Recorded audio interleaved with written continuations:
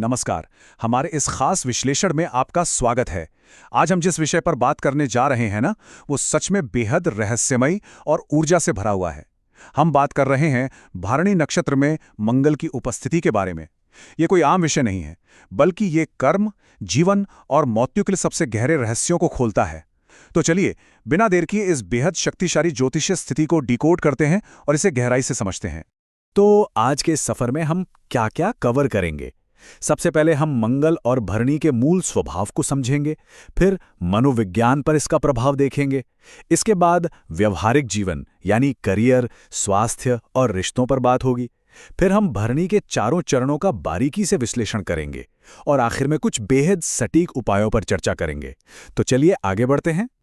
अब सबसे बड़ा सवाल ये उठता है कि यदि किसी जातक की कुंडली में मंगल भरणी नक्षत्र में बैठा हो तो इसका आखिर मतलब क्या है। देखिए, अगर किसी की कुंडली में ये स्थिति है तो उस जातक के अंदर एक विस्फोटक इच्छा शक्ति छुपी हो सकती है, एक ऐसी तीव्र कामना और जीवन में कुछ बहुत बड़ा हासिल करने की आग जो कभी बुझती नहीं। याद रखिए, भरणी नक्षत्र सिर्फ शक्ति का नक्षत्र नहीं है, इसे गहरे रूपांतरण, कर्म और जीवन मृत्यु के रहस्यों का प्रवेश द्वार माना जाता है। और सोचिए, जब मंगल जैसी धधकती हुई अग्नि इस नक्षत्र में प्रवेश करती है तो क्या होता होगा। व्यक्ति या तो अत्यंत जुनूनी और निडर बन जाता है या फिर कभी-कभी आत्मविनाशकारी भी। आज हम इसी प्रभाव को इसके चारों चरणों के साथ बहुत ही विस्तार से समझेंगे।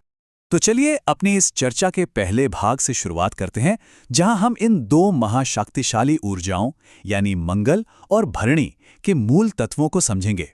सबसे पहले मंगल की बात करते हैं। मंगल क्या है? मंगल परम योद्धा ग्रह है। ये सीधे तौर पर हमारी ऊर्जा, साहस, एक्शन लेने की क्षमता, आक्रामकता, प्रतिस्पर्धा, नेतृत्व और हमारी शारीरिक शक्ति को दर्शाता है। असल में ये ग्रह तय करता है कि कोई व्यक्ति अपने जीवन में संघर्ष कैसे करता है और चुनौतियों का सामना किस तरह करता है। उस इंसान में कितनी इच्छा शक्ति है, उसकी ऊर्जा का स्तर क्या है, जीवन में पहल करने या इनिशिएटिव लेने की क्षमता कितनी है। मंगल एक योद्धा है और एक सच्चा योद्धा। और अब आते हैं भरणी नक्षत्र पर। ये वास्तव में क्या है? देखिए, ये हमारे राशि चक्र का दूसरा नक्षत्र है। इसके स्वामी ग्रह शुक्र हैं और इसके देवता हैं स्वयं यमराज। इसका प्रतीक योनि है, जो सीधे तौर पर क्रिएशन यानी निर्माण से जुड़ा है। इस नक्षत्र का मुख्य विषय है रूपांतरण, कर्म, निर्माण, नियंत्रण और इच्छा। जैसा कि मैंने पहले कहा, ये नक्षत्र जीवन और मृत्यु दोनों के गहरे रहस्यों से जुड़ा है। भरणी अपने अंदर एक बहुत भारी ऊर्जा को धारण करता है। ये निर्माण और विनाश दोनों का ही द्वार है। यहाँ व्यक्ति को अत्यंत तीव्र भावनाओं और इच्छाओं का अनुभव होता है। अब हम आगे बढ़ते हैं अपने दूसरे भाग की ओर। यहाँ हम ये देखेंगे कि जब युद्ध का ग्रह मंगल कर्म के इस तीव्र द्वार यानी भरणी में प्रवेश करता है तो जातक के व्यक्तित्व और उसके मनोविज्ञान पर इसका क्या असर पड़ता है। आप देखिए, जब मंगल भरणी में आता है ना, तो व्यक्ति के अंदर एक जबरदस्त शक्तिशाली जुनून पैदा होता है। ऐसे लोग भावनात्मक रूप से बहुत ज्यादा इंटेंस यानी तीव्र होते हैं और इनकी इच्छाएं बहुत दृढ़ होती हैं। ये लोग जोखिम लेने से बिल्कुल नहीं डरते और कहीं ना कहीं अपना प्रभुत्व या डोमिनेंस जमाना इन्हें पसंद होता है।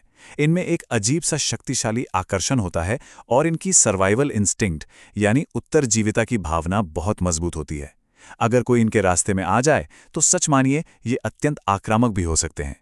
लेकिन एक बात और है, यही आक्रामकता इन्हें एक असाधारण दृढ़ संकल्प और कभी ना टूटने वाली इच्छा शक्ति भी देती है। अगर हम इनकी मनोवैज्ञानिक विशेषताओं की बात करें तो भरणी में मंगल किसी भी व्यक्ति को बहुत ज्यादा तीव्र, चुंबकीय, जुनूनी, रहस्यमयी और भावनात्मक रूप से बेहद शक्तिशाली बना देता है। इनकी प्रकृति में एक विद्रोहीपन होता है। इन्हें साधारण बोरिंग जीवन बिल्कुल पसंद नहीं आता। इनके अंदर हमेशा कुछ बड़ा, कुछ अलग करने की आग जलती रहती है। लेकिन हाँ, इसके साथ एक संघर्ष भी है। कई बार इनके भीतर गहरी आंतरिक निराशा, दबा हुआ क्रोध, अचानक होने वाले भावनात्मक विस्फोट और यहां तक कि अपराध बोध यानी गिल्ट का संघर्ष भी देखने को मिलता है। चलिए, अब हम इस विश्लेषण के तीसरे भाग में प्रवेश करते हैं। अब तक हमने इनके दिमाग को समझा। अब देखते हैं कि ये मनोवैज्ञानिक तीव्रता इनके व्यावहारिक जीवन में, जैसे करियर, स्वास्थ्य और रिश्तों में कैसे सामने आती है। रिश्तों की अगर बात करें तो ये प्लेसमेंट बहुत ही जुनूनी माना जाता है। ऐसे लोग जिससे जुड़ते हैं बहुत गहराई से जुड़ते हैं और इसी वजह से कई बार ये अत्यधिक पॉजिटिव या अधिकार जताने वाले भी हो जाते हैं।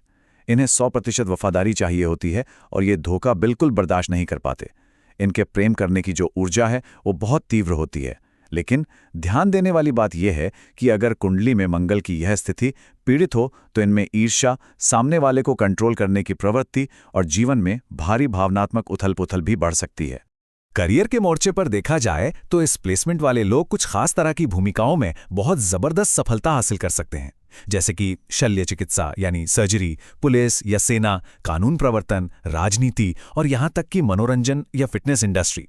इसके अलावा ये बिजनेस, स्त्री रोग विज्ञान, मनोविज्ञान, गुप्त विद्याओं और क्राइसिस मैनेजमेंट यानी संकट प्रबंधन में भी अत्यधिक सफल हो सकते हैं। पता है क्यों? क्योंकि इनमें सबसे मुश्किल और तनावपूर्ण परिस्थितियों को संभालने की गजब की क्षमता होती है। अब बात करते हैं स्वास्थ्य की। हेल्थ के मोर्चे पे भी ये स्थिति बहुत गहरा प्रभाव डालती है।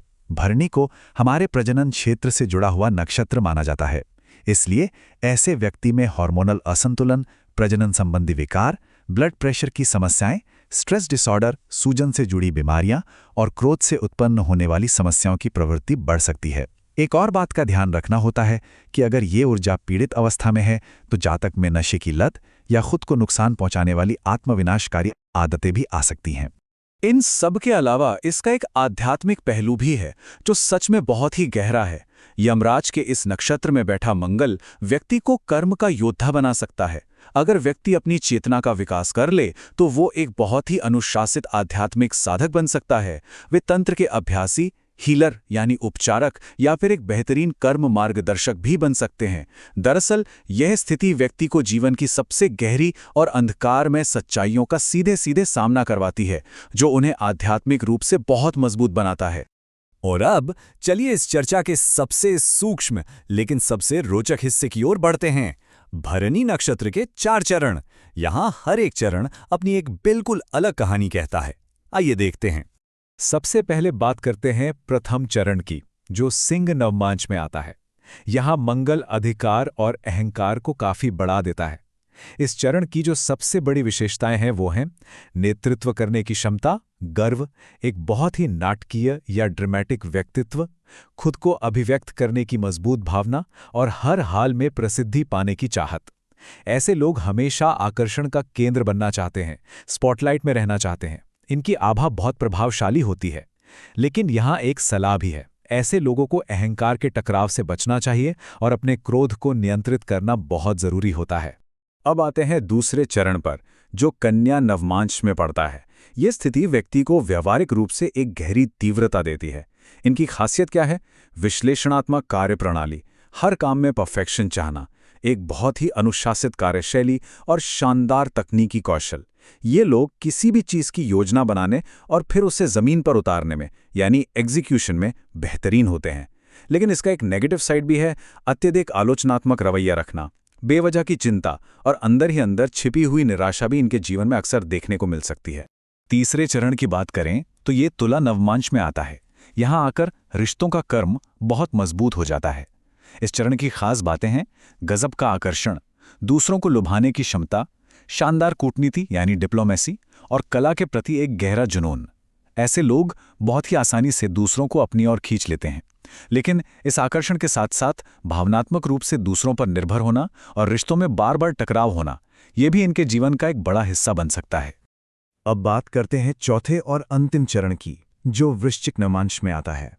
ज्योतिष में इसे सबसे तीव्र और रहस्यमयी स्थितियों में से एक माना गया है। इसकी विशेषताओं में शामिल हैं भावनाओं का एकदम चरम पर होना, एक बेहद गुप्त स्वभाव, कभी कभी प्रतिशोध या बदले की भावना, एक शक्तिशाली परिवर्तनकारी ऊर्जा और गुप्त विद्याओं में गहरी रुचि। इनका पूरा व्यक्तित्व ही बड़ा चुंबकीय और रहस्यमयी सा होता है। अगर ये ऊर्जा सकारात्मक दिशा में जाए तो ये लोग जीवन बदलने वाले महान लीडर बन सकते हैं, लेकिन अगर नकारात्मक हो गई तो फिर ये अत्यधिक क्रोध और विनाश की ओर भी जा सकते हैं। अब हम अपने इस गहरी और विस्तृत चर्चा के अंतिम और शायद सबसे महत्वपूर्ण भाग में आ गए हैं। यहाँ हम इस शक्तिशाली ऊर्जा को संतुलित करने के उपायों पर ध्यान देंगे और इस पूरे विषय का निष्कर्ष निकालेंगे। देखिए, इस ऊर्जा को संतुलित करने के जो उपाय हैं वे बहुत ही व्यावहारिक भी हैं और आध्यात्मिक भी। अगर हम व्यावहारिक रूप से देखें तो ऐसे जातक को अपना एंगर मैनेजमेंट यानी क्रोध को नियंत्रित करना जरूर सीखना चाहिए।